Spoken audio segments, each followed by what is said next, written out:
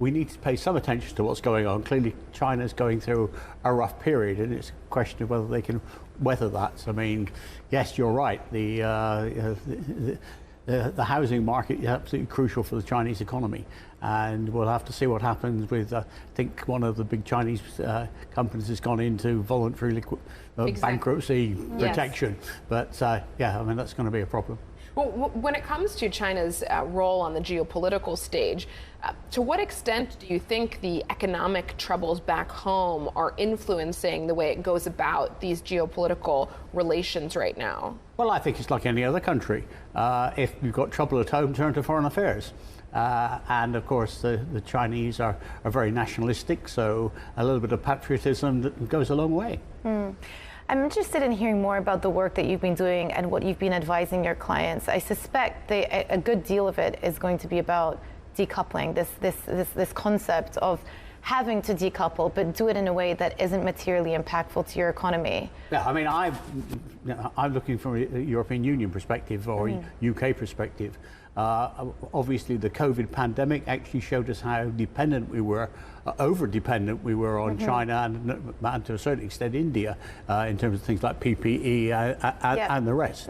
So I think it's very sensible to look at de-risking, looking at providing alternative sources of supply and the rest. Some reshoring, some friendshoring, all of this is very sensible. But we need to do it at a pace where we gently pull apart rather than tear the relationship. Yeah, but because if you get to that point, then that becomes problematic. Has Europe actually started the process, to your mind? I mean, it has, yes. There's a whole series of legislation going through the European Parliament and the European Commission about investment protection, about issues around labour rights, issues around forced labour, a whole series of sets of legislation will mean that the European companies will have to pull away from China.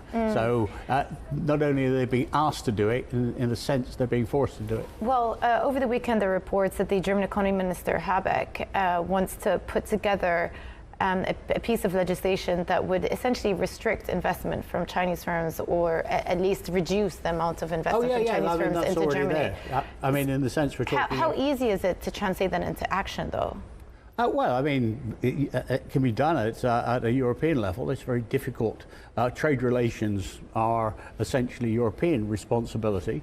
But yes, I mean, there's a deal of concern about Chinese investment in strategic industries. And of course, what's strategic gets spread more and more and more. If you're talking about security sensitive, what isn't? So you've got telecoms, you've got IT, you've got artificial intelligence. But then you're talking about over dependence on renewable energy, et cetera, et cetera, et cetera.